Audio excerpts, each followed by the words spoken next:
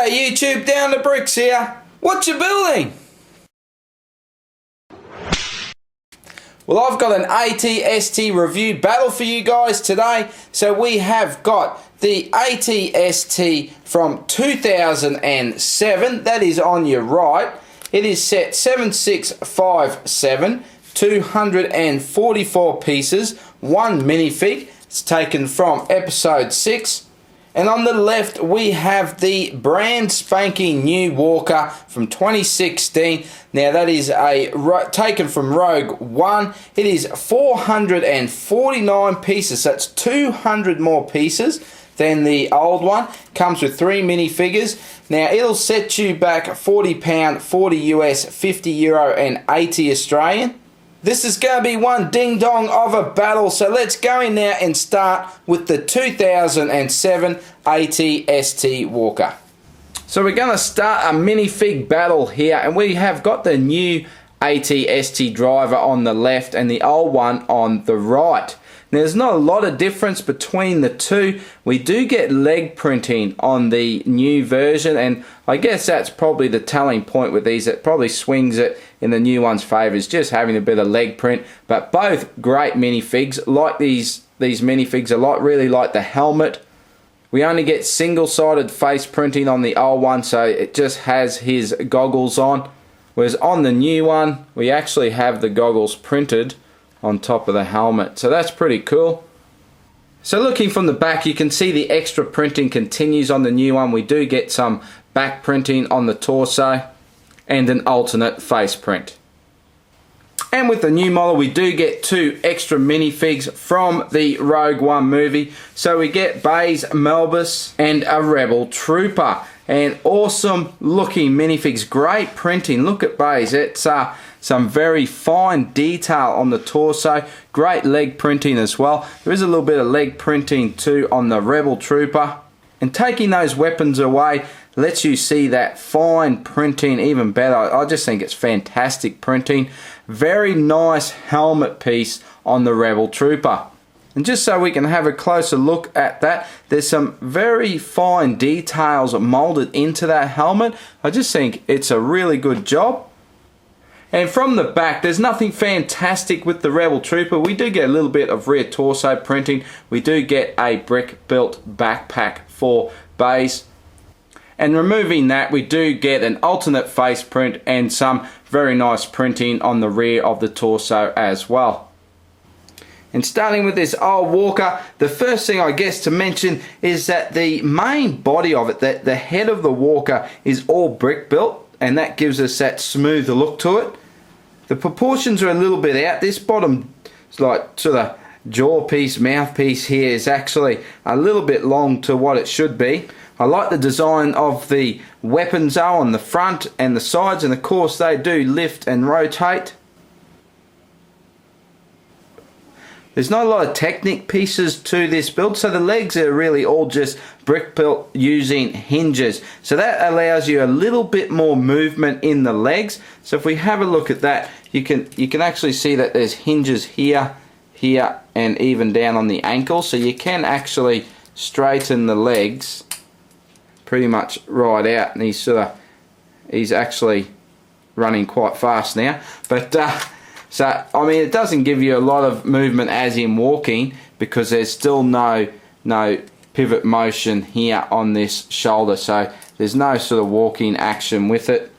It does have some nice detailing here on the back of the legs and on the toes, on the foot, to give it actually a little bit of a toe. If we have a look on the back, we get some printed pieces, pretty nice greebling all there, just to help make it look a little bit better. We do have a cog here, a gear here I should say, and we can turn that to turn his head.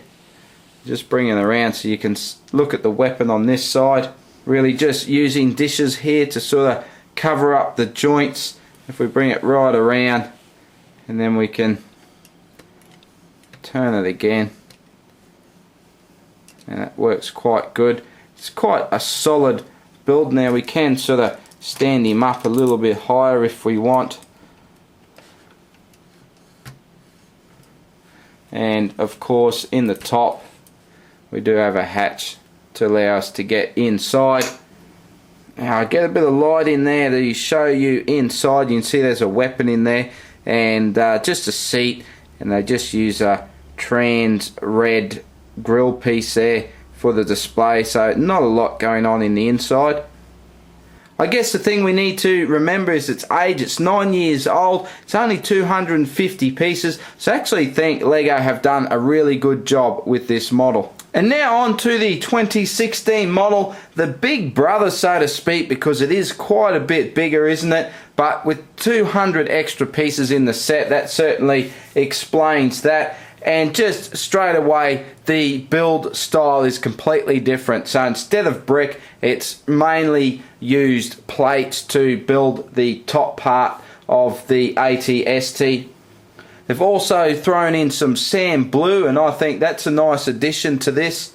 If we look at the legs, again, that is now using more Technic type pieces, so that allows the legs to be a little bit more thinner, but by no means corrected the lack of walking motion for this walker. And in fact, it really only has the one pivot point in the knee here, and you can straighten that out like so. But it really just looks good. I think they've done a great job with the legs covering up those Technic pieces. The detail we get around the back here, I think that looks really nice. Even the back here, that's stickers they've used here. I guess the back is probably, yeah, it doesn't look the best. It's quite exposed with some of the Technic pieces there. I think the back of the 2007 one is a lot neater. If we have a look at the feet here, now there is supposed to be stickers on there. I guess that would have added a little bit extra to this build, but I really would have liked to see that actually made up with some more brick. I think they could have done a little bit better job with the feet. The weapons on the side, they do adjust as well, and on the front. And it's quite a clever build technique and use of pieces to actually build these side weapons. As for play features with the walkers, well look, there's probably not a whole lot with either of them. You really just have to use your imagination with them. Of course, this one does turn his head as well, and you can actually turn it right around on this model. You can just keep spinning it around. The other one stops in the 2007. So yeah, that's always a lot of fun. This one does have spring-loaded shooters, so it has a very good technique to actually shoot those. So we can shoot one off here. There it goes. And if we have a look around the back here, this is what you press here. So let's just do that again. And there it goes. So it's very nice. They're tucked in down out of the way. And just in case you missed where that's from, we'll put one back here so you can see. So it's just in underneath there. So they do a good job of tucking those away. The other thing to look at is the top. So it's some nice greebling on the top there. And we do get a single cabin latch there. And that allows you to, if you want, you can actually grab your driver and clip him on, and you can have him like he's coming out of the top. So that's always pretty cool. But then if you do want to get better access inside, let's take this minifig back off. He doesn't want to let go. And we can actually open this whole top up and get right in there, and you can see there's a bit more going on inside this one. And that display down in there, let me get some more light in there for you. That display there is a sticker as well. There is a thermal detonator in there, and yes, that allows you to see inside there. But as with the last one, there's not a whole lot to look at. There's a lot of nice techniques in this build. I did really enjoy that. It was a fantastic build, actually. Really enjoyed it. And overall, I think it's a fantastic set, and I really recommend it. But let's go now to our decider between the two, our face-off battle, and see who takes out the win. Okay, so both of these walkers have given their all in this review to see who comes out on top. So let's talk about that. I'm just going to start with the 2007. I've always just been a huge fan of that set. As soon as I bought that set, I went out and bought another one. I loved it so much. Now, it's not exactly accurate to an AT-ST. It certainly has its flaws, but it was just a great looking set, a fun set, and a set that I have loved for a long time. So I'm going to say that for it, but I think I just clearly have to say the winner here is the 2016 Rogue One AT-ST Walker. I mean, it's 200 more pieces to start with, and it really just looks the part, doesn't it? It just looks fantastic. I actually think these walkers look better with the more studs. It just really adds to the build, I think, and this has a lot of greebling as well, the 2016, and it just makes it look so much better. I do think the feet probably could have been a little bit better. There's no real articulation with the legs other than the bend in the knee. So, you know, it's for a walker, yeah, you're not going to walk too much. So I guess that's one thing to say about it. But all in all, it's just a fantastic set. And look, I'm not taking anything away from the 2007. I still have a soft spot for that one. I still really like that build. But the 2016 is definitely my favourite. The minifigs in that set too, very nice as well.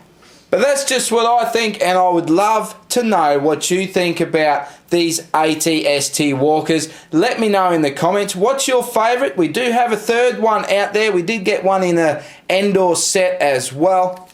And tell me if you have picked up this new 2016 one, or if you're going to. I'd love to hear from you guys. Put it all in the comments. We'll have a bit of a chat. If you like this Walker face-off video, give it a thumbs up. I'd really appreciate that. I've got stacks more Star Wars right around the corner for you guys. So if you want to see that, hit the subscribe button. But I don't know about you guys. I am all battled out. So that's it for today, and I will see you in the next video. Bye for now.